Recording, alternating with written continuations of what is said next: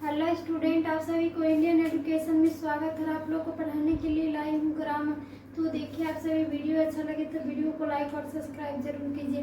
तो आज पढ़ना है इंट्रोगेटिव सेंटेंस के बारे में। तो इंट्रोगेटिव सेंटेंस को हिंदी में क्या कहते हैं? तो प्रश्नवाचक वाक्य कहते हैं। तो प्रश्नवाचक वाक्य इंट्रोगेटिव सेंटेंस में कब लगाया जाएगा? इसमें क्या चीज का प्रयोग है? तो पहले क्या होता है कि do does plus subject plus verb का इसमें पहला रूप लिखा जाता है। पहले डू डज का प्रयोग होगा और सब्जेक्ट से पहले लिखा जाएगा। सब्जेक्ट से पहले किसका प्रयोग होगा? तो डू डज का। और वर्ब में पहला रूप लिखा जाएगा, वर्ब का पहला। और दूसरा नंबर क्या है? तो do does plus subject. Do does subject से पहले और सब्जेक्ट के बाद क्या होगा? तो इसमें नॉट का प्रयोग होगा और प्लस में वर्ब का क्या होगा? तो पहला रूप लिखा जाएगा। तो ये हो गया तीसरा number. Don't doesn't plus subject. Subject के पहले डजंट डोंट का और डजेंट का प्रयोग किया जाएगा प्लस वर्ब में पहला रूप लिखा जाएगा। तो ये प्रश्नवाचक वाक्य इंट्रोगेटिव सेंटेंस किसको कहेंगे? तो इंट्रोगेटिव सेंटेंस आदि वाक्य से शुरू होगा। आदि प्रश्नवाचक वाक्य क्या होगा? तो ये क्या से शुरू हो, तो यह क्या होगा? तो यह प्रश्नवाचक वाक्य में क्या से शुरू होगा? किससे? तो क्या शब्द से शुरू होगा।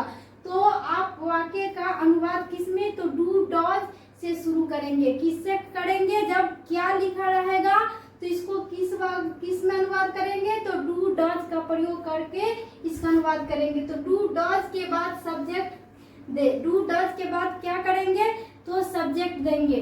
डू डज के बाद ही सब्जेक्ट लिखा जाएगा और तब नॉट लिखा जाएगा। प्लस में क्या होगा? तो वर्ब का पहला रूप प्लस में अन्य पद देंगे, तब इसके बाद क्या होगा? तो अन्य पद लिखा जाएगा। तो जब क्या सब्जेक्ट के पहले रहेगा, जब सब्जेक्ट के पहले क्या रहेगा? सब्जेक्ट के पहले क्या रहेगा? तो क्या रहेगा? तो तब इसमें डू डज का प्रयोग होगा। और इसमें क्या प्रयोग होगा? तो डू डज का प्रयोग। जैसे में क्या है कि क्या मैं खाता हूँ, क्या मैं खाता हूँ। तो क्या सब्जेक्ट मैं क्या है? तो ये सब्जेक्ट हुआ कि मैं खाता हूँ, ये हो गया क्रिया। तो खाता हूँ तो ये हो गया सब्जेक्ट के पहले क्या लगा है? तो यही क्या है? प्रश्नवाचक वाक्य। यही है इंट्रोगेटिव सेंटेंस। तो ये इंट्रोगेटिव सेंटेंस क्या रहेगा? तो इसमें क्या होगा?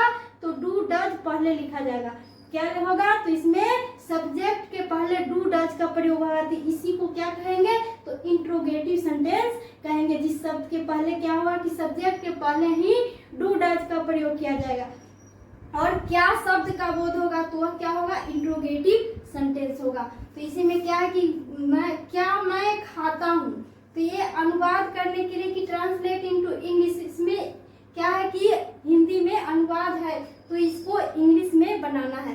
तो ये क्या मैं खाता हूँ, तो ये क्या है कि क्या मैं खाता हूँ। तो सब्जेक्ट के पहले क्या लगा रहेगा और ये क्रिया क्या है कि खाता हूँ। तो ये क्या हो जाएगा? तो ये इंट्रोगेटिव सेंटेंस होगा। ये इंट्रोगेटिव सेंटेंस ये क्या है शब्द? तो क्या होगा? Interrogative sentence. तो इसका अनुवाद करेंगे तो क्या होगा? तो पहले डू का प्रयोग होगा। किसका? तो डू का प्रयोग होगा।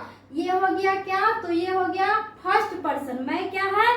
तो एक फर्स्ट पर्सन है। और हम लोग, तुम, आप, हम लोग क्या है? तो प्लूरल नंबर है। ये फर्स्ट पर्सन के ये सिंगुलर नंबर है और हम लोग क्या है? तो प्लूरल नंबर है। तुम और तुम लोग ये क्या है?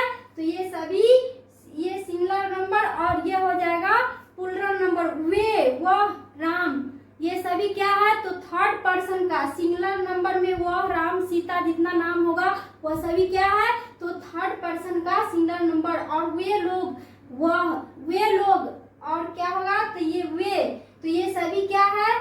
तो ये सभी थर्ड पर्सन का प्लूरल नंबर में होगा वे, और वे होगा से थर्ड पर्सन का प्लूरल नंबर में होगा। तो जैसे में कि क्या मैं खाता हूँ, इसका अनुवाद क्या होगा कि डू, पहले सब्जेक्ट के पहले है तो डू का प्रयोग होगा। तो डू आई इट होगा। क्या होगा? तो डू आई इट। क्या मैं खाता हूँ तो क्या होगा? तो डू आई इट होगा। क्या हम लोग खाते हैं, क्या हम लोग खाते हैं तो क्या होगा? तो इसमें होगा डू खाते हैं। तो क्या होगा, तो ये क्या है, तो ये सेकेंड पर्सन में, सेकेंड पर्सन का क्या है, तो ये फर्स्ट पर्सन का ये हो गया, प्लूरल नंबर में हो गया हम लोग खाते हैं। तो क्या होगा इसमें, तो डू पहले चल जाएगा, क्या हम लोग खाते हैं। तो हम लोग सब्जेक्ट से पहले क्या लगा हुआ है, तो क्या का पहले क्या होगा, तो डू लिखाएगा। यहाँ पर क्या होगा, डू, तब सब्जेक्ट है उसको क्या लिखेंगे, बी, और इट लिखेंगे। तो क्या होगा, डू बी इट, क्या हम लोग खाते हैं, तो डू बी इट। तो तीसरा नंबर क्या है कि क्या तुम खाते हो, क्या तुम खाते हो। तो ये क्या होगा, तो पहले डू लगेगा, क्या होगा इसमें भी, क्या पीछे लगा है सब्जेक्ट से पहले, तो क्या होगा, तो पहले डू लिखाएगा, डू यू इट। ये क्या हो गया, तो डू यू इट, क्या तुम खाते हो। तो क्या तुम खाते हो, तो डू यू इट। क्या तुम लोग खाते हो, क्या तुम लोग खाते हो। तो इसमें भी सब्जेक्ट से पहले क्या लगा है, तो इसमें भी किसका प्रयोग होगा, तो डू का प्रयोग होगा, डू यू इट। अब क्या है कि क्या आप लोग खाते हैं, क्या आप लोग खाते हैं। तो इसमें भी क्या लगा हुआ है पीछे, सब्जेक्ट से पहले क्या लगा है, तो क्या लगा हुआ है। तो इसमें भी किसका प्रयोग होगा, तो डू का प्रयोग होगा, तो डू यू इट। अब क्या है कि क्या वह खाता है, क्या वह खाता है, या किस पर्सन में है, तो थर्ड पर्सन में। किस में होगा, तो ये थर्ड पर्सन का सिंगुलर नंबर में होगा, क्या वह खाता है, क्या वह खाता है। तो क्या होगा इसमें, डज का प्रयोग होगा। सब्जेक्ट के बाद क्या है, क्या लगा हुआ, तो इसमें किसका प्रयोग होगा, तो डज का प्रयोग होगा, तो डज ही इट, क्या वह खाता है। तो क्या होगा, डज ही इट। अब क्या है कि क्या वह खाती है, यह स्त्रीलिंग में हो जाएगी, क्या वह खाती है। तो इसमें भी किसका प्रयोग होगा, पहले क्या है, सब्जेक्ट के पहले क्या लगा हुआ है, तो इसमें डज का प्रयोग होगा, तो डज सी इट। क्या है कि क्या वह खाती है, तो ये स्त्रीलिंग में आ जाएगी, तो डज सी इट, क्या वह खाती है।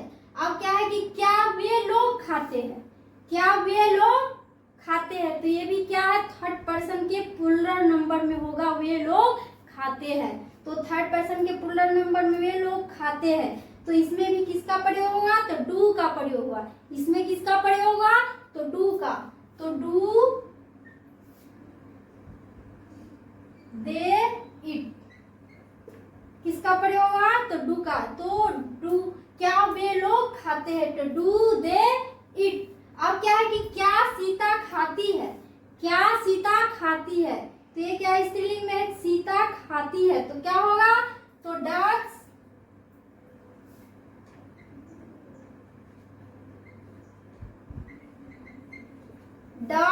सीता इट, क्या सीता खाती है। तो ये भी क्या है, कब इसमें किसका प्रयोग हुआ, तो ये वर्ब का पहला रूप लिखा जाता है। जैसे में क्या है कि ईट, एट, ईटेन, ये वर्ब का पहला रूप, ये वर्ब का दूसरा रूप, ये वर्ब का तीसरा रूप है। तो इसमें किसका रूप लिखा जाएगा, तो पहला ईट, क्या है कि वर्ब का पहला रूप लिखा जाता है।